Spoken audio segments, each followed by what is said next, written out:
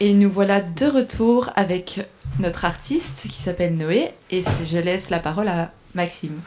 Enchanté Noé. Bonjour. Alors, est-ce que tu as envie de me présenter un petit peu ce que tu fais et d'où tu viens ? Oui, alors en fait, moi je m'appelle Noé Lepeau, donc j'ai 19 ans. Je suis étudiant ici à l'UIC Louvain en musicologie. Et à côté, je suis aussi musicien autodidacte. Autodidacte, c'est un peu un grand mot, parce qu'en fait, j'ai commencé la musique à l'âge de 6 ans, avec le violon, que j'ai appris à l'académie. Donc en fait, j'ai commencé la musique grâce à mon papa, qui lui aussi est violoniste. Et par la suite, donc j'ai fait 6 ans à l'académie, plus le solfège. J'ai décidé d'arrêter parce que c'était beaucoup d'efforts, ça me demandait beaucoup de temps. Et j'ai arrêté la musique pendant une année complète. Et puis j'ai décidé de me mettre à faire du piano en autodidacte là. Par contre, c'était vraiment complet. Ça a duré 1 an, mes parents ont trouvé que je me débrouillais plutôt bien. Et par la suite, donc, ils ont décidé de prendre un prof privé avec qui j'ai suivi des cours là pendant, je pense, 3-4 ans. Et puis, je suis à nouveau redevenu 100% autodidacte, et c'est toujours le cas aujourd'hui. C'est sympa tout ça. Ouais. Et du coup, tu fais de la musique pour toi, tu fais de la musique. C'est quoi ton objectif dans la musique actuellement ? Donc en fait, aujourd'hui, moi je suis principalement en train de travailler de mon côté. J'ai eu l'occasion de donner un concert, mais ça date quand même déjà il y a quelques années. Ce concert-là, c'était vraiment bien passé. Et puis je m'étais dit que c'était pas encore suffisant parce que j'ai tendance à être assez perfectionniste, donc je m'étais dit que j'allais continuer à travailler. C'est toujours le cas aujourd'hui. Maintenant, ce qui est un peu plus délicat, c'est que je dois jongler avec ça et les études, c'est pas toujours évident. C'est une contrainte. Ouais. Mais je fais avec et voilà, je travaille régulièrement. J'essaye de peaufiner ce que j'ai commencé pour aller vraiment au fond des choses en fait. Ouais. Et tu te concentres sur le piano ? En fait, j'essaye de jouer un peu des deux, donc je jongle un peu avec les deux instruments. Ok. Ouais. Trop bien. Donc je travaille à la fois mon piano à la fois des compositions personnelles, mais aussi dans des interprétations d'œuvres qui existent déjà. Et par contre, au violon, je me concentre majoritairement sur des interprétations d'œuvres existantes. Parce que composer pour un violon seul, c'est pas évident. Ouais. Ça c'est fait, hein, ça c'est déjà fait, mais c'est beaucoup moins facile que pour le piano, ça il faut quand même bien l'avouer. Voilà.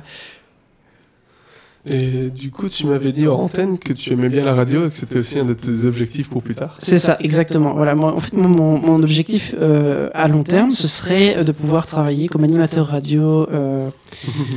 Ouais. Tu as postulé en fait. Bienvenue. Ouais, voilà. On cherche encore un externe. Mais du coup, oui, ce serait mon objectif à terme de pouvoir faire ce magnifique métier qui est l'animateur radio. Ah bah, je te le confirme. Et en fait, à la base, moi j'avais, quand j'ai commencé la musique, même quand je suis sorti de l'académie, parce que j'ai quitté de mon plein gré, je me souviens très bien du directeur de l'académie qui m'avait supplié à genoux de me demander de devenir musicien professionnel parce qu'il me disait que j'avais beaucoup de qualité et beaucoup de talent. J'avais dit, ma foi, j'y réfléchirai, mais bon. La pression. Et il m'avait regardé, je me souviens de son visage, il était complètement déconfit, et c'est les années qui ont suivi, j'ai repensé à ça, et avant de faire mon choix d'études, je me suis dit, qu'est-ce que je fais ? Est-ce que je tente quand même l'aventure du conservatoire, ou est-ce que je fais l'université ? En fait, il faut savoir que mon papa a fait le conservatoire pendant quelques années, donc il est aussi musicien, mais il n'est pas devenu professionnel. Okay. Lui, maintenant, il est amateur, il joue dans un orchestre à cordes. Mais il m'avait dit, oui, le conservatoire, je te préviens, c'est un milieu qui est difficile parce qu'on a affaire à beaucoup de concurrence. Il faut travailler tous les jours pendant 8 heures ton instrument sans s'arrêter, du lundi au dimanche, donc on n'a jamais de pause, on a peu de temps pour ses amis, donc il m'avait dit, c'est vraiment costaud. J'ai repensé à ça et je me suis dit, en fait, j'ai pas envie de passer 5 ans à devoir me forcer de faire ce que j'aime parce que j'ai envie quand même de conserver une vie sociale un minimum. Ce serait dommage. Et donc, je m'étais dit, voilà, je vais quand même faire l'université, mais toujours à côté continuer la musique. Et finalement, c'est le choix que j'ai fait et je le regrette pas du tout aujourd'hui, vraiment pas. Et donc, en musicologie, tu vois quand même... ça se concentre... sur les instruments aussi ou Ouais, donc en fait le cursus en musicaux il est assez vaste parce que on a la chance d'étudier la musique dans son ensemble, donc autant les instruments eux-mêmes que l'histoire de la musique, mais aussi tout ce qui est à rapport avec la physique, donc notamment l'acoustique, ce genre de choses. Oui. Ouais. Toujours un peu de science par-ci ça. Et on a aussi des éléments de théorie musicale, donc typiquement des cours d'analyse, donc on doit analyser des œuvres au niveau structurel, au niveau de la forme. Ouais. C'est des études qui sont assez vastes et très riches quand on est amateur de musique et quand on est musicien. C'est vraiment une chouette expérience. Et justement, du coup, une fois que tu auras fini ces études-là, est-ce qu'il n'y a pas moyen de lier ton diplôme et ta passion pour avoir un métier qui se rapproche de... En fait, de la radio. ou de la musique. Ouais. En fait, là aussi, j'avais eu la volonté à la base. Je m'étais dit, je vais faire ces études-là, je vais les terminer. Mais peut-être qu'à terme, je ne deviendrai pas animateur radio. En fait, ici, moi, dans les années qui vont suivre, parce que là maintenant, je suis au début de mon parcours universitaire, donc j'essaye de me concentrer là-dessus, mais mon objectif, ce serait de pouvoir participer à des concours, parce qu'il existe des concours de piano notamment, de violon aussi, mais voilà. Et donc, mon objectif, ce serait de pouvoir participer à des concours, pour avoir la chance peut-être de pouvoir vivre de manière, je dirais pas, mais presque autonome de ma musique, et à côté de ça, derrière, pouvoir exercer le métier d'animateur. Ce serait vraiment l'objectif principal, ouais, de pouvoir faire ça. Et sinon, vivre une carrière musicale complète en tant que pianiste autodidacte, ça serait super, mais bon, ça... voilà. C'est une question qui peut peut-être un petit peu, pas stupide, mais en tant que personne qui ne s'y connaît pas, je me demandais un concours, comment ça se passe, comment on fait pour déterminer la personne qui joue le mieux, sachant qu'à très haut niveau, je me doute que les erreurs deviennent plus très fréquentes. En fait, ce qui est intéressant dans les concours, c'est que quand on participe à des concours de haut niveau, je vais prendre un exemple qui va avoir lieu cette année-ci, je ne sais pas si certains d'entre vous connaissent le concours international Reine-Elisabeth, qui a lieu tous les j'ai ans. entendu parler. Et voilà. Cette année-ci, il est dédié au piano, et donc en fait, dans ce genre de concours, en général, les artistes, ceux qui viennent jouer, ont tous le même niveau technique, ils ont le même... parce que les exigences sont les mêmes pour tout le monde. Ce qui va changer, ça va être plutôt au niveau de la recherche de l'interprétation. Le jury va être plus sensible à telle ou telle interprétation parce qu'il y a tel élément qui rend l'interprétation particulière. Et donc, en général, le jury est sensible à ça. Parce que c'est vrai que quand on dépasse, comme tu l'as dit, un certain niveau, on ne peut plus vraiment juger la qualité des techniques qui, en général, est acquise pour tout le monde, en fait. Voilà. Donc, c'est vrai qu'on se base plus sur l'interprétation et l'originalité, surtout, du travail du musicien. Et donc, t'as tenté ça cette année ? Oh là là, non,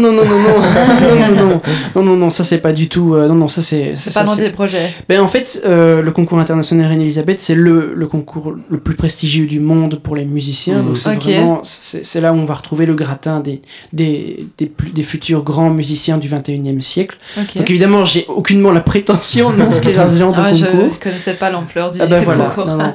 Mais il existe des concours qui sont tout à fait abordables en Belgique, et là où c'est tout à fait possible, je citerai par exemple le concours Appassionata à Namur, qui est un concours ouvert à tout musicien amateur, et il y a 3 prix. Et là, vous êtes, je pense, susceptible de participer, après, si vous remportez le concours, de participer à un concert qui est organisé par l'IMEP, qui organise également le concours. Ok. Est-ce qu'avec ça t'arrive de chanter aussi ? Alors moi, le chant, je suis extrêmement mauvais en chant. C'est vraiment, je crois que c'est peut-être l'une des pires choses que je puisse faire, c'est chanter. On m'a souvent dit que je chantais faux, donc je ne me suis jamais tenté au chant. mais je sais que en chant, je suis vraiment extrêmement mauvais. Mon frère est chanteur lyrique, par contre, lui, semi-professionnel, donc il a pas. Vous faites un petit duo de temps en temps. On a déjà essayé, oui. Mais mon demi-frère est chanteur lyrique, donc lui, il a pas non plus fait le conservatoire, mais il est chanteur semi-professionnel, donc il donne quand même des concerts. Il est aussi il dirige, donc il est chef de chœur. Et donc là, encore une fois, c'est une passion que je partage avec lui. Pour la musique, c'est vraiment à ce niveau-là, on est assez proches quand même. Ça t'intéresserait de savoir chanter ? Peut-être que dans quelques années, pourquoi pas, mais là tout de suite, c'est pas dans mes objectifs. Parce que oui. J'allais dire que on peut pas cumuler. Je crois que cumuler les instruments c'est assez délicat, surtout quand déjà avec 2 c'est difficile, mais alors 3 c'est encore plus costaud. Parce qu'en fait, c'est vrai qu'on le dit pas souvent, mais la voix est un instrument à lui seul, qu'on doit évidemment travailler, qu'il faut régulièrement entretenir. Donc, devoir diviser son temps de travail sur 3 instruments, c'est presque impossible. Il y en a qui y arrivent, c'est vraiment très rare. C'est les professionnels. Oh oui, encore. Oui. Eh ben, merci d'être venu. En tout cas, ça a l'air très intéressant. Mais avec grand plaisir. Est-ce que si jamais on cherche à pouvoir écouter ce que tu fais, notamment, tu aurais des réseaux sociaux ou un endroit où on pourrait en fait, moi, vous pouvez me retrouver sur Instagram au nom de noe.lepot, le tout en minuscule, donc noe.lepo. J'avais sorti un petit EP de manière complètement autonome sur la plateforme SoundCloud. Voilà. J'ai écouté. Voilà, je l'avais sorti sur SoundCloud il y a quelques années. Ça, vous tapez Noé Le Pot, normalement vous trouverez aussi. Je pense que c'est à peu près tout, oui. En tout cas, je vous invite à écouter, c'était très chouette. Malheureusement, je ne sais pas la mettre ici sur ma piste son. On a eu un petit problème technique. Sinon, on m'a dit ça, mais c'est pas un problème. Désolée. C'est pas un problème. Et bien, en tout cas, merci beaucoup. Mais oui, merci à vous. On va enchaîner avec un petit morceau de la valse d'Amélie.